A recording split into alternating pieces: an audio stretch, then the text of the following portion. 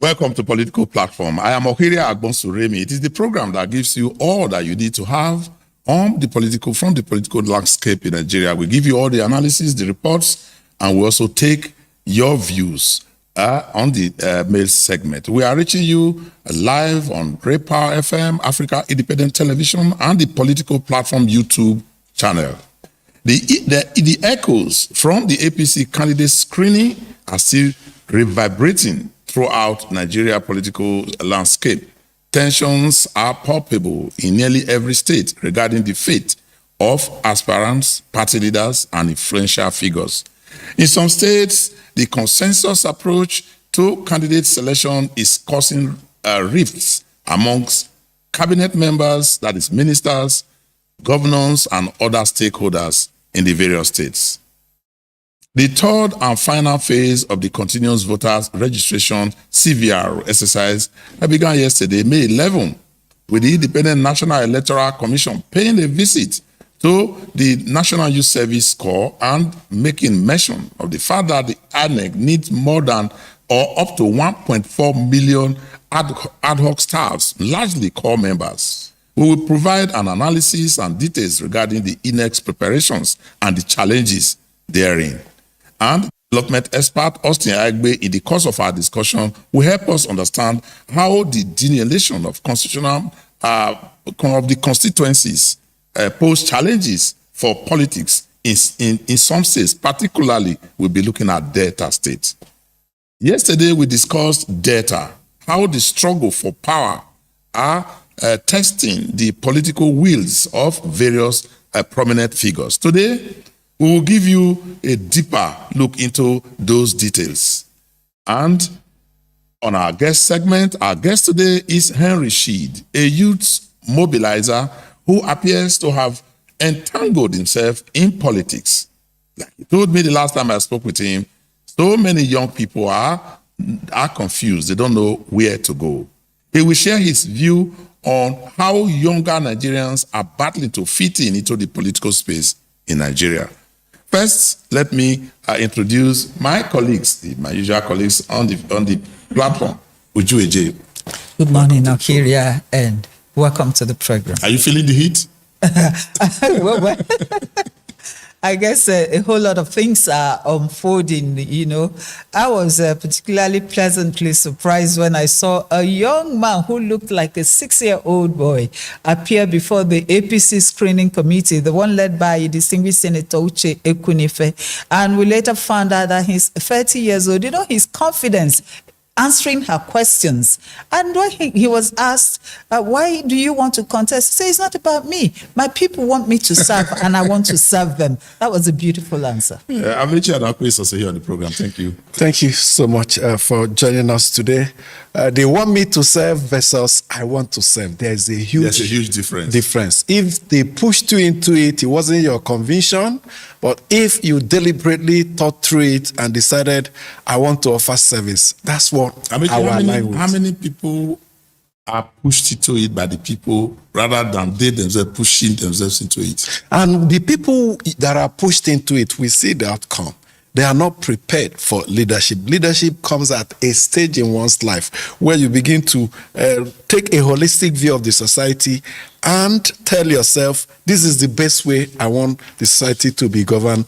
And you campaign based on that. That's with conviction to serve. No, we have reluctant leaders, even from the presidency. Very few of them, though we are seeing it now with a Miloko that says, I want to serve. All right, And it's my turn to sense. Mustafa Mohammed is also on the platform this morning. Thank you very much. The political fireworks have started all over, and then 3 among the states to watch include Rivers, Delta, and Gombe. Definitely, we are going to be going to around those states. We were in Rivers some days ago, but I think we need to go back to Rivers too. There are a lot of things that we need to undercurrents. Yes, but let's take a break.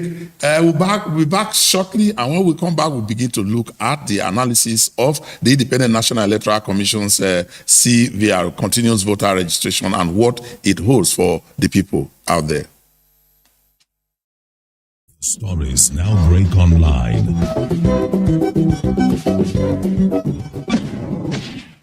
Don't miss anything from our real-time updates and exclusive content. Follow and participate in discussions on live TV studio programs to shape the narratives. Subscribe, engage, and share from AIT.live at AIT_online on X, AIT Online on Facebook, Official AIT Live on Instagram, TikTok, and Threads on YouTube. Stay connected with AIT, on air, online, online.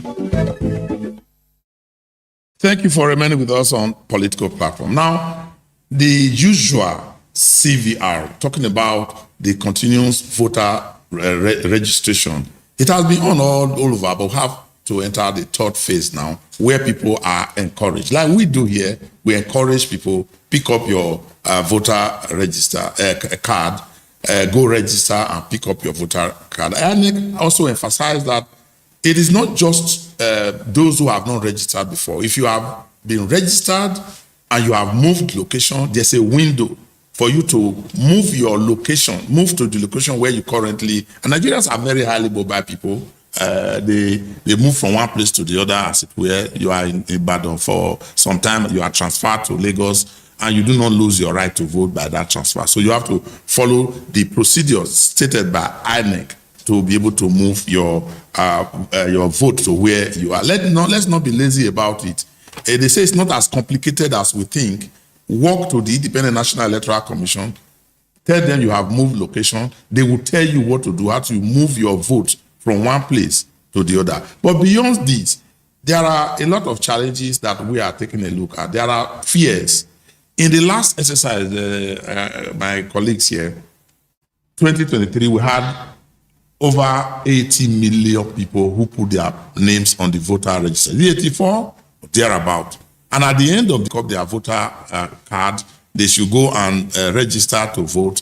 Yet we miss the point in how do we get these people to the vote? Is INEC, is the NOA, is the media, the civil society, are we failing to tell the people the essence of having the voter card? Because now they go to the bank with the voter card as identity card. Many people use it as identity card and not for just the purpose, the primary purpose. Here, I think it's a bit sad because of the poor quality leadership that we have been witnessing. People are somewhat disillusioned. People are somewhat almost giving up, especially when you try as much as possible, sleep at the polling unit and to protect your vote. And at the end of the day, it doesn't appear as if that vote really counted. People want to, lose interest, but then they shouldn't, because there is just no other way to effect the change that you want, the positive change that you want. So people should not give up. They should go out, collect their card. Don't just collect it because maybe when you're filling a form, they say, look, do you have a voter card, or you're applying for a job? They say, do you have a voter card? And because of that, people rushed out. That was why we had over 80 million. And at the end of the day, not up to 30 million voted. I think that people should not give up. There are no two ways about it. Through your votes, that's the only way you can have your aspirations met. How do we restore confidence of the voter? How do we get the people to let's look deep into the reason why people don't want to go out? Because they are disillusioned, pure and simple. Everything voter that they have, proclamation. all the promises are not kept. Oh, all the promises are not kept. And every time they come giving you new assurances, the last time we had, the BVM will work marvelously. At the end of the day, what happened? I think that the NOA, the CSOs, they need to get to work. They need to reassure the people. It might be a bit difficult, but we'll Is it as simple as that, Dr.? Well, many people go to get voters card. You mentioned it. They use it for identification because it's the only government acceptable ID that you get free of charge. If you want to use international passport, in the last few years, they've increased the price. If you want driver's license, they have also been increasing the price. So the lower rung of the society. Have terminal dates. Yes, it's everlasting. Yes. The one I did during Jonathan era is the one I'm still using. When I travel at the airports, where's the ID? I flash them. It's free. That's why when people respond, they don't respond because they want to actually vote. It's because they want to use it as government recognized ID because it's free. That's one. Then two, the register itself is not credible. Nearly 90 million voters register is not credible because look at the voter turnout. There's a big gulf between what is contained in the register and the voter turnout. The last time we had how many people? Less than 25%. Yeah. Now, INEC a few weeks ago attempted to call what they call revalidation of the voters card, but because it came so late and because people don't trust INEC's lost credibility in the eye of the people, there was a strong pushback. They said, you're bringing it too early to an election. But that doesn't remove the fact that there is a need for us to do surgical operation on our voters card, the base. There's so much that is wrong with it, so many PVCs missing and all that. So at the appropriate time, and I strongly advise immediately after this election, there are so many ways we can do it. Match it with NIN, use AVs and all that. We can clean it up to get a responsible, a realistic and credible register. You have profiled, you have tried to analyze why the people probably need the PVC and they don't use it to vote. I have a different reason in addition to what you have said, and that is that people have lost faith in the electoral process. They do not believe that their vote will count. Many people, you ask them, do you want to vote? If we were to open the phone now, ask them to call in to say, will you vote and why don't you want to vote? They will tell you that they don't believe their vote will count. That is the challenge, Mustafa, that we have. How do we create the confidence through the process of making the vote to count? I actually believe in what you just said. Plus or minus, go back to the history of INEC. We've all witnessed moments when election or coalition were still going on and the results were being announced in Abuja, which also tells you that as a result of these deliberate mistakes, people lost trust in the electoral body. That's number one. Number two, Amechi mentioned about the inability of the kind of leadership to offer credible leadership. You made so many promises. By the time you get into power, all those laudable promises you made about projects you are unable to deliver. And then in the past, numbers were just used anyhow to allocate votes to people who have not won the election. And as you send them to where they will represent you, the leadership quality is actually affected. So when people lose interest as a result of these problems, it gives way to voter apathy. They rather sit back at home and listen on radio or watch on TV. And then the institutions like INEC over the years has not done much, including the NOA. The civil societies have tried, but INEC, NOA have not done much to bring about the confidence back to the voters. The political leadership at various times who have failed continuously, those who have voted them in, have not done anything. All they need to do is to grab power. Now, but not live up to expectation. The other point to also add is that apart from the fears that their vote will not count, some people are genuinely concerned about their safety in parts of the country to go out there and vote. If you remember what happened in 2023 in Lagos, some persons were shoved out and told you cannot come here and vote. And they are started to beat the drums. So now the drums of these disagreements and war, they are already being all over the place. The people are already saying, are you local? Are you not local? Are you indigenous? You are not indigenous. Don't come here to vote. This is the candidate that must win. And if you are, and we are looking the other way. we are looking the other way. Nobody has come up to say, as a serious measure, to say what happened in 2023, how do we make sure that it doesn't happen again in any part of Nigeria? You ask how many people were arrested, those that perpetrated those narrative and action. How many of them were arrested, prosecuted? In some instances, the police dismissed it as jokes, that people were cracking jokes. That was, for me, was the height of insensitivity. Not just the voters that are afraid of their security. I'm hugely concerned about the safety of these 1.4 million youth corps members that we that's deploy. even another aspect of this. If as the DG of NYSC visits as INEC chairman visits the DG NYSC, he should also visit heads of security agencies and ask them, what specific plans are you making to safeguard the lives of these 700,000? Because 700,000 for Presidential and National Assembly, then the same 700,000 for the governorship and state assembly. That's why they got that number. That's how they got the 1.4 million. So they should tell us, because parents will be concerned. What specific steps are you taking to protect our children and wards?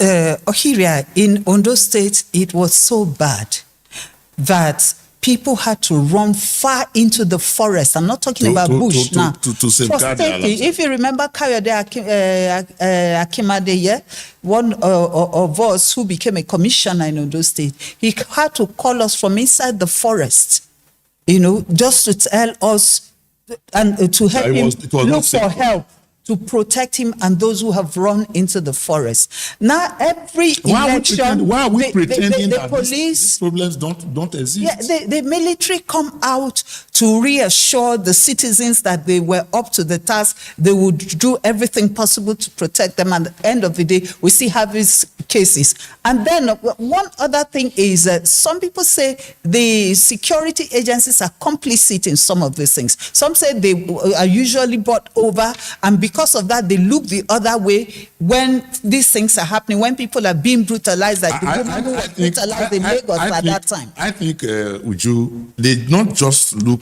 the other way for one reason. They look the other way for so many reasons. One of the reasons they look the other way is that sometimes they are overwhelmed at the polling unit. They are just holding sticks. Some of them don't have guns, and they cannot withstand people who they are seeing the buff of their guns. They show it. These thugs, they show it at the polling unit. We are ready to blow up anybody's head. And the policeman that is not armed is impossible. And you cannot arm all the policemen in all the polling stations around. The second reason is that some of them have the Electoral Act prohibits use of arms even within the but polling beyond that, guys. You need to also look at who is arming those two. If the same politician, all right, let's quickly leave this now and go to the issue of the job of independent national electoral. Another job of the Independent National Electoral Commission, delineation of wards, what has been happening in Delta State, and things that we have there. Because we told you that we are going to take a look at what is happening in Delta State. Deeper into the details, but some of the challenges go beyond politics. We have talked about former Governor Okowa and the daughter wanting to contest election at the same time, one to the State House, the other one to the Federal. We are looking at James Ibori's daughter being in the House of Rep and wanting to come back, and to that extent, he's limited in pushing for support for Omo Agege, who is like an outcast in APC now, because he was actually the landlord. But when the PDP guys came in, The traditional APC took the back seat. And it became the tenant. It became a tenant in that place. And he cannot contest with Dafinone now because that is where everybody is saying. And Ibori supports him, but he cannot say it in the marketplace. He has gone to visit the governor to say, look, don't worry, you have to support my daughter. And he only say, rub my back, I rub your back, and they do it. And the network factor in the note we mentioned yesterday is also deeper than what we thought, because Okowa himself is finding it difficult to convince so many of his supporters that, look, he will take a ticket, the daughter will also take a ticket. But let us begin with the delineation and the challenges. And we have our guests who just speak to this issue very briefly. Austin Agbe is a development expert. He's worked with the Independent National Electoral Commission and he's done a lot of work in elections and delineation. Thank you for joining us, my brother. Thank you very much, my namesake. Now let's take it up. What is delineation? Let our listener understand the meaning of delineation and how it affects the political office struggle in the states and in the world and the constituencies. Okay, again, thank you. So delineation means the political allocation to a specific group in an environment or in a geopolitical location in a way that they are divided into a subset that is able to compete or vote in that jurisdiction. So in this context, we are talking about delineation of wards.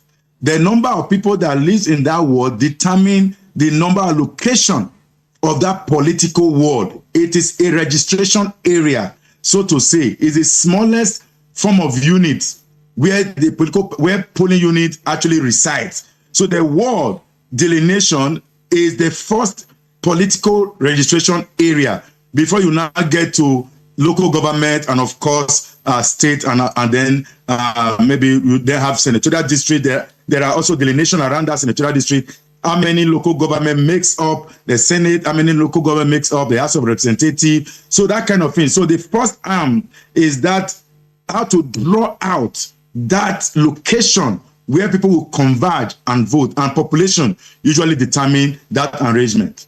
Now, does it cause so much challenges during elections? Yes. Like the case you're talking about in Delta, it's one of the foundation for the crisis in Delta State in the 90s. Because usually that how many people who are voting for you? So it's like a trend. So it's like it then also detour to political resource allocation. So the number in the world or number in the local determine how you are framed up and the kind of allocation that goes to that. You see that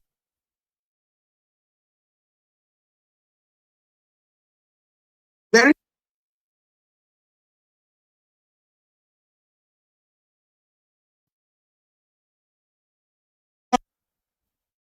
word in the some polling some local government usually have like 10 words. So those are the questions that emerge. And Austin, because of this, what you have talked about, the inequality or the lack of even distribution of voters in everywhere. So INEC will now take steps to correcting the abnormality. Now, let me bring you down to what is happening around the Warri area in Delta State. There has been a lot of controversy, some vested interest. Please lead us to it. So the crisis in Warri, whether it's Warri North, Warri Southwest, or Warri South, actually started before the 1999 election. In fact, in the 1999 election, INEC itself was the one who reported itself that there's a crisis of delineation in this area. And not just in Delta State, there were also other states, including Nasarawa and elsewhere. But in the Warri Axis, before, so they were using the 1996 delineation, which were used for that election in 1999. And as at that time, a particular ethnic group tend to have majority of the ward allocation ward allocated to that ethnic group in terms of their population, because when you have more ward, like I said earlier, determine the number of wards you will have. When you have more population, it determines the number of wards you will have. So when INEC saw... You are free to mention, Austin, you are free to mention the ethnic group so that we can have an understanding of what you're saying. Okay, fantastic, because I'm trying to run away from the conflict that this had. Yeah, but the Shekiris and the robots, basically, because that's where the highest fight has been. It is not just the Shekiris and robots. The Jaws actually have more of the benefit from the new arrangement. So if you look at in Warri North, for instance, it just had 4 wards that was used in the 1999 election based on the 1996. When INEC came out with its own report, it moved from 4 to 10. Take note, 6 additional wards. In that same 96 arrangement, the Shekiri had 6. INEC report added 2, it became 8. Of course, the Robo had 0, so it maintained 0, which means they don't have population in Warri North. So if you go to Warri Southwest, it just had 4. It moved to 14. That's 10 additional wards. Ishakiri had 6 before. It reduced to 5. Still Robo has 0. And if you look at Warri South, that's where the Robos had stronghold. Ijo had 0 as at 1996. By INEC recommendation, the Ijos now have 3. And they maintained the 8th ward of the Shekiris and increased the Robo from 2 to 9. So if you look at that scenario, by this arrangement, I would actually think that what INEC saw may have been correct, but in an attempt, because it has political underpinnings, because it has population, number, and resource allocation, you have to be extremely careful. So the Ijo ward moved from 8 to 27 by INEC recommendation. Even though INEC has said they are not implementing yet, but they've already made that recommendation. No, but it's not. It's like in a stalemate. All right. Then the Ikekiri had 20. It moved to 21. The Urobo had 2. It moved to 9. So if you look at population-wise, each of these areas have population density that if you use population alone, there will be this arrangement. I don't think it's actually fair enough, in my opinion. All right, we want to thank you, Austin Agbe, development expert, for providing insight into what is happening in the Warri area, how the Delineation is throwing up the power struggle, and particularly amongst the ethnic groups. Thank you so much for joining us on the program. Thank you. And we just moved from there into the larger Delta state, where we will have, let's begin from Delta South. The current senator from Delta South is Joy Onuapo, I think. I got that correct? Mm-hmm. The current senator. And he doesn't appear to have so much contest. He doesn't appear to have a lot of, because the governor and everybody around that area seem to say, you are the man to go. I think the one other person that attempted to say, look, I want to contest as himself, thought it wise not to waste his time. So the consensus appear to be working for him. But if you go to Ede Dafinone, who is a Delta Central, it might not be an easy one, although he has the support of the governor and those who have said, look, we will return you, because Omo Agege is there. I think that the basic truth that we can gather from what is happening there is that the powers that be, you talked about the governors and the other power blocks, are more comfortable having an Ede Dafinone, who they considered more of a gentleman and not the desperado.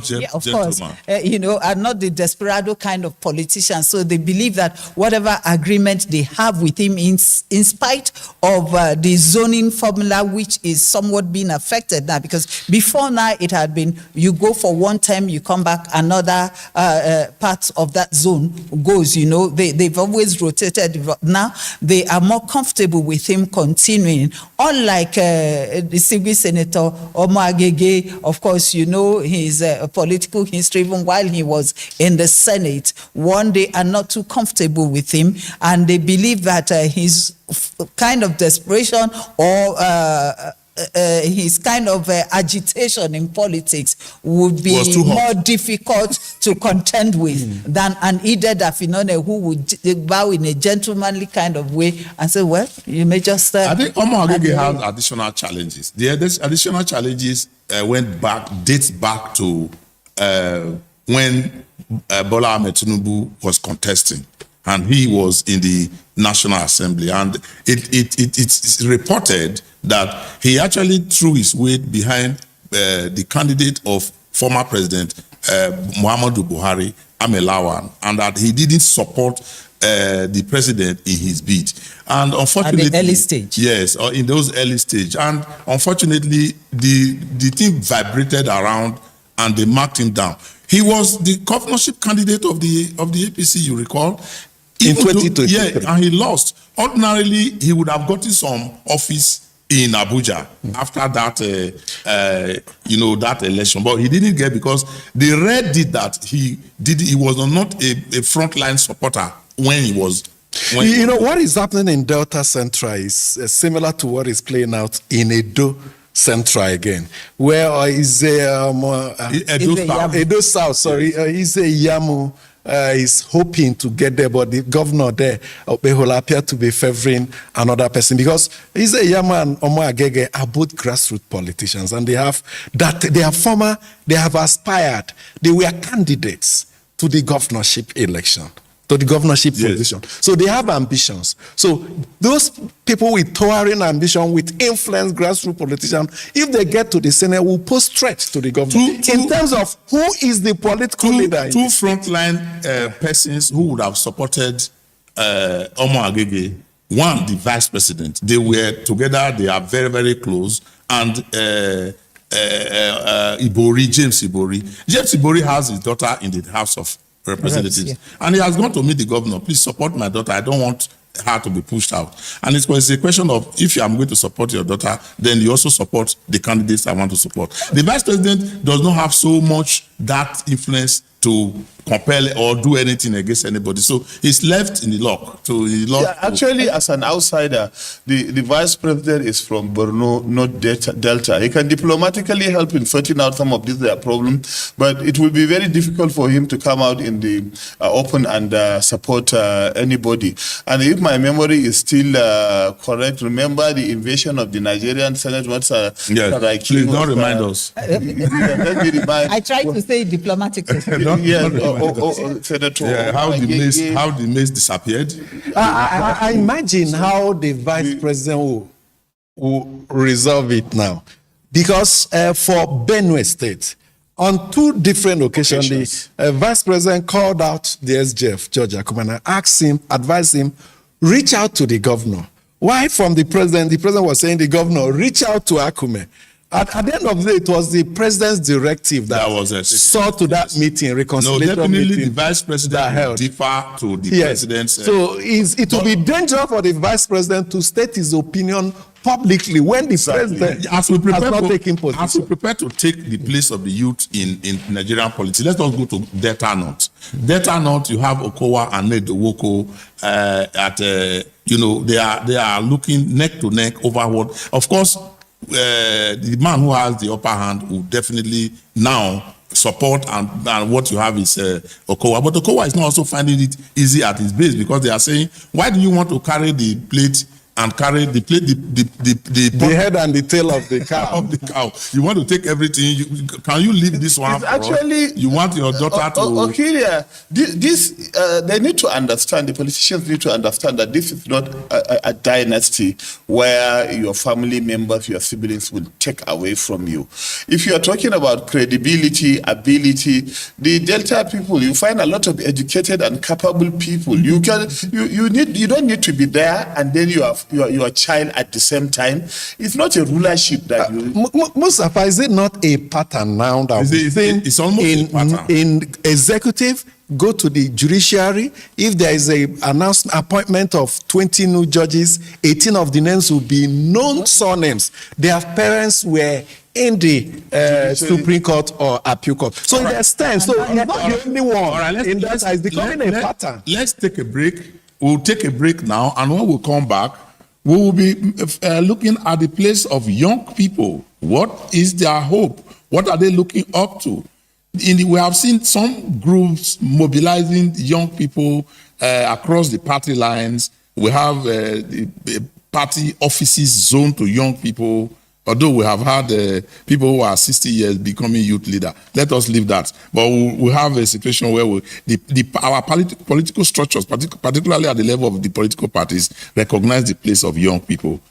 Some move in mass. You remember the Peter Obi movement was largely peopled by young people who believe that they will support, throw money, throw their weight, energy behind. Where are they now? We'll be coming back to talk with Henry Sheed, one youth mobilizer, who himself is a politician. We'll begin to look at the data and look at all the figures.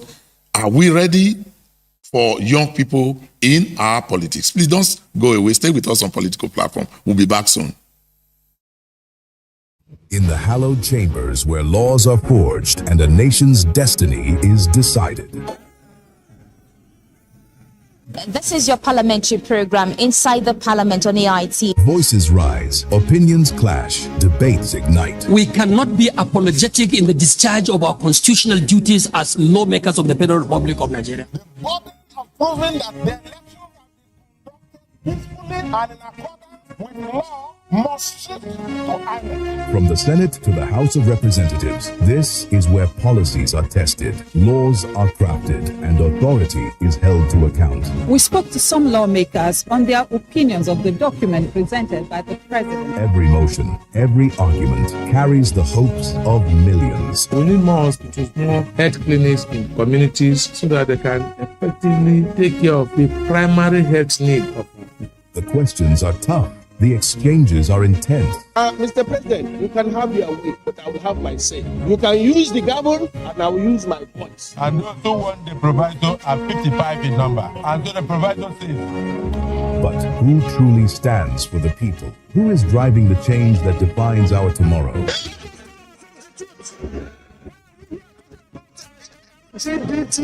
GTBT, whatever. Get the answers on Where Nigeria Decides on Inside the Parliament on AIT every Tuesday, 4:30 p.m. Thank you for remaining with us on Political Platform, at the program that gives you all the sides of the story, the analysis. We don't only look at the two sides of the coin, we look at the edges. We have Henry Sheed joining us. Henry Sheed is one young man who knows how to use the social media and his contacts to mobilize young people passionate about Nigeria. Welcome to the program. Thank you so much for having me. Which political party are you now? For now, until the opposition gets it that right, I'm not in any political party. But which one were you before they started to get it wrong? I was in PDP I resigned in 2019.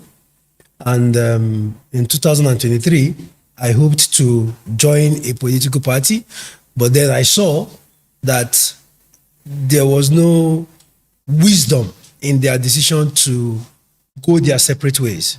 You cannot fight a behemoth like the APC with a divided house. So you stayed away. I was neutral through the election. Are you the only one looking at the population of young people? Were there so many people in your category who also got frustrated and they just stayed away from the entire process? Yeah, I know quite a few who actually didn't come out to vote because they saw the futility in a divided opposition. And what I keep asking, because through this, I converse with most of these presidential candidates. So I wouldn't talk like a stranger to them. Whatever I say here is something that I convey to them that we discuss about. There is absolutely no reason for us to have a divided opposition again in 2027. What response do they give you when you talk to them? The issue is on the reason why they are splitting. God bless you. Each one believes that he is the most qualified to be on the ballot. Each of them. And no compromise? No compromise. In fact, as at this morning, the plan is to gather a little young people and head to Otta. Let's go and beg the former president. Speak to these people. So Olusegun Obasanjo. Yes. In fact, that is, as at this morning, that was the last discussion we had, that we cannot, see, it will not look as if we are being blindfolded. It's like saying, it's like saying I'm the best driver and you don't want to take the very right vehicle. You are entering an articulated, you are entering a vehicle that doesn't have tires. And you cannot come together. Everybody claiming to be the best driver. Why don't you look for a good vehicle and one person enters into it and everybody go to the same destination? It's disappointing because if the goal is to save Nigeria, then personal ambition should be buried. So is the objective to get rid of Bola Tinubu? That's my own objective. I don't know about that's why I'm not a member of the Obedient. I'm not a member of the Articulate. I am not a member of the Kwankwasia. I am not a member of any of these groups. I am just. You're not a Baptist. I am not a Baptist. But let me answer this question. You see, no, let me quickly answer him. Now, the reason I don't belong to any of these camps is because I see how parochial and narrow-minded being in any of them would make my worldview. Yes, yes. What I want to do is, I want to talk to an article. Sir, you're an elder statesman. Let's look at the bigger picture, sir. Because these things are not arithmetics. These are people's lives. 3 years of so much pain. 3 years of so much to weep about. 3 years of economic ruins. These are not just mere statistics. These are lives. These are the livelihoods of people. You have good roads, very good roads made with concrete that solves all problems. We were told yesterday by a member of the APC here that solves all our problems. Food prices down. I think we should do something, right? So that it doesn't look like a one-sided thing. I would like for whenever I will be invited again, since I do not belong to any party, bring an APC person. If I bring a member of their NWC, probably their spokesperson, let's argue fact for fact. So, but this question, for example, I wanted to ask, this fireworks that we are bringing to the fore, what alternative do you think you are going to give Nigerians? Because when you look at the APC, your PDP members, the PDP you left are in APC. The people of AD are in APC. Absolutely. The people of other political parties. You're right. Everybody was looking for a comfort zone. So virtually there's no difference between the ruling party and the opposition you're talking about. There's a massive difference. How? Under the PDP, we knew what our GDP was. Right? There are some basic fundamentals. Under the PDP, you will never guess how a judge will rule on a political matter. There were basic things that were respected, basic institutions that remained because they were sacred to the sustenance of democracy. Under this government, the Supreme Court has given more than 6 judgments that are confusing Nigerians. NDC, ADC judgment. Nobody, as of today, okay, look at PDP judgment. We can still claiming to be in charge. Turaki is claiming to be in charge. In the past, we used to have Justice Nikki Toby. Yes. Kayode Esho, Chukwu Difu Oputa. Men that when they speak and give a judgment, it's clear. There is clear. You know that they are on the side of justice. But this time around, when they give judgment. So when you go to court now, you are not sure what you are going to get. Or you can actually sit down and say, we know this is what they are going to say. Sir, do you know before this last judgment of the PDP, I had a discussion with someone high up, and he told me how the judgment will go. And it went exactly that way. Now, it is wrong. Even for that of the ADC. They were saying, I heard weeks before that the matter will be taken back to the High Court, and it eventually happened. So I was wondering. Usually, when there are such contentions, even lawyers can anticipate that they may actually take it back. It's just that they get it right each time they do the permutation. My job is some experience they are Let me say something, sir. We cannot at this stage pretend again. So it's better. Now let's go back to the young people, because that's actually why we actually think you have an insight. Where is the place for young people? What is going to encourage them? About almost 90 million people were registered in last elections. in the last election, 2023, we didn't get up to 30 million people come out to vote. And this time around might be worse. So where is the place for young people? Well, I like what the ADC has done. I like the fact that they brought up a lot of young people to hold serious positions and all the rest. But young people became... The APC is also doing the same? Yes. In fact, APC, they are the ruling government. So yes, I might not have love for them, but they have been able to bring a lot of young people. Look at the chairman of NCC.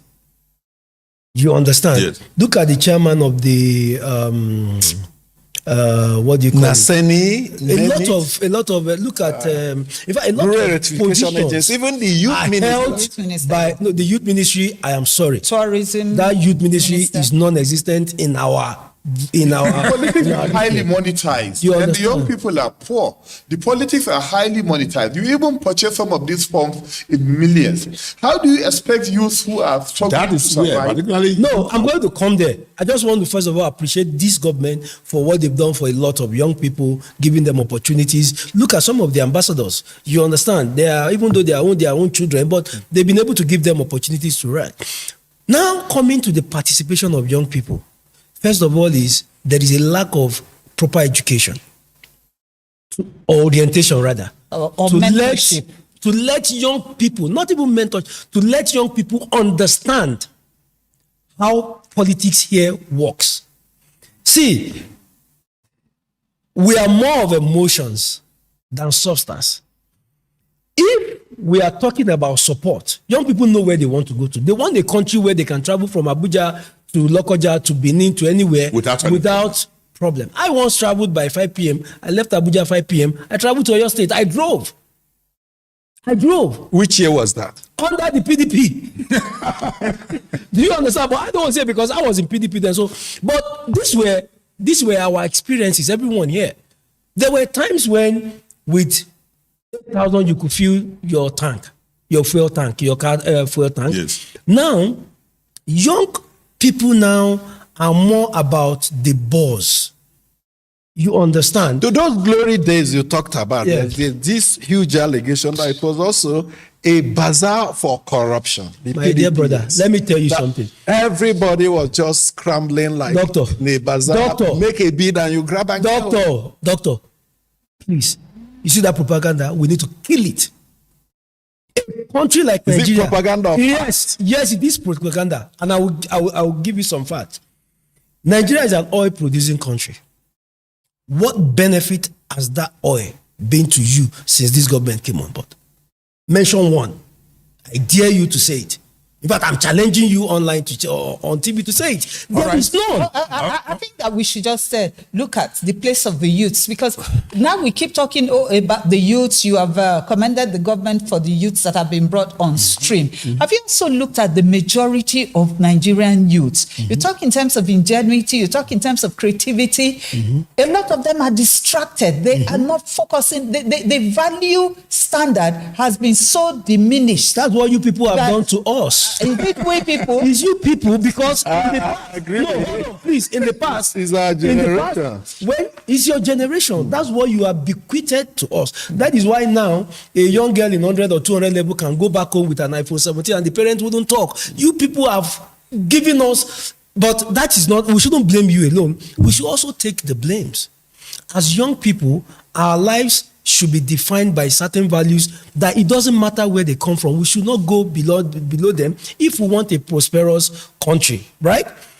If you want young people to participate in election, until the electoral process is free and transparent and fair, they will not come. Our last question to you, do they have the money to compete? Young people? Yes. Believe me, some of them do. They do. In fact, as we're talking now, there are people in Delta, there are 3 young people that are less than 32 who are running for House of Assembly and the House of Rep in Delta State. I believe that's your state.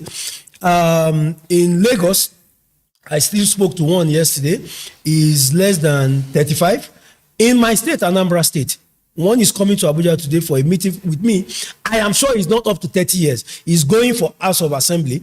Now, young people are not Yes, if you look at the number, 90% We will definitely are struggling. We will definitely But the remaining 10%, we will definitely want to have you back, and I believe when I put a call to you, you will come back. Our time is up, and we need to go to our mailbox to find out who those who have been listening to us and what they are telling us. After this time out, we'll take the mails and wrap up. Please don't go away. You are on to Political Platform.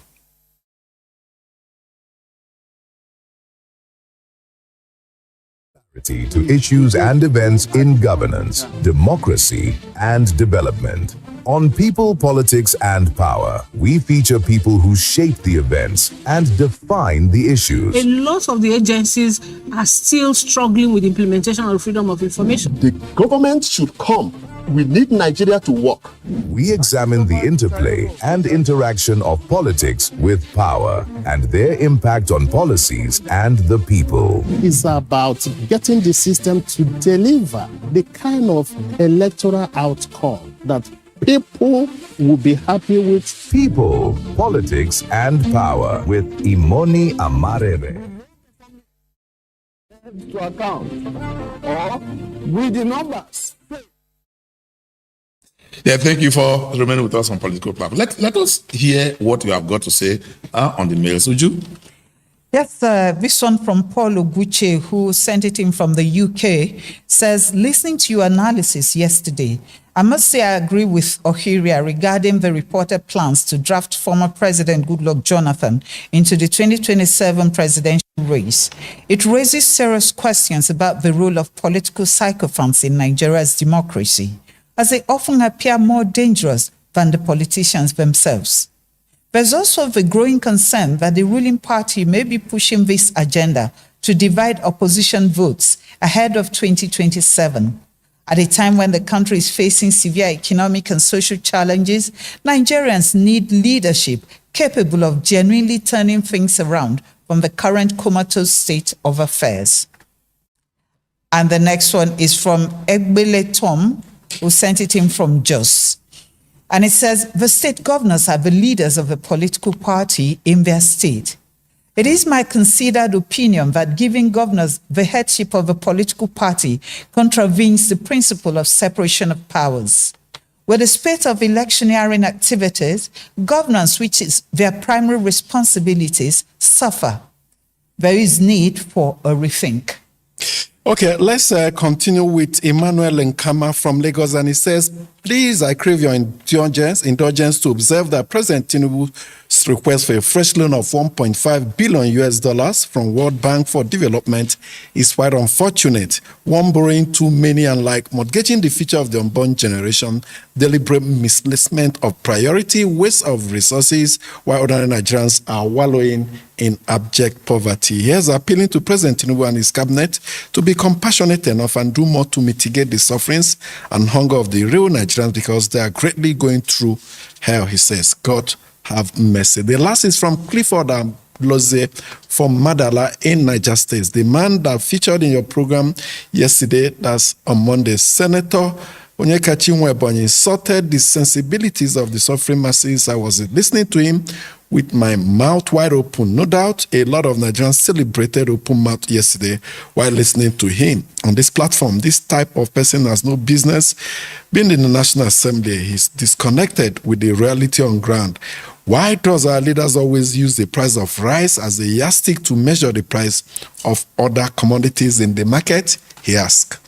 And that is how we are going to be wrapping up on the mail segment, Citizens' Perspectives. Please keep on sending your mails to us, politicalplatform@darkgroup.com. And that is how we're also going to be wrapping up the program this morning. Tomorrow, when we come back, we'll have more for you. As usual, we take all the analysis, take the reports, and we always have a guest that will give us all the facts. On behalf of my colleagues, Uju Eje, Amechi Anakwe, and Mustafa Mohammed, we want to ask you to stay tuned. Watch out, get registered, move your location. Don't complain that you are disenfranchised. The INEC is out there for you to follow. My name is Okiri Agbonsuremi.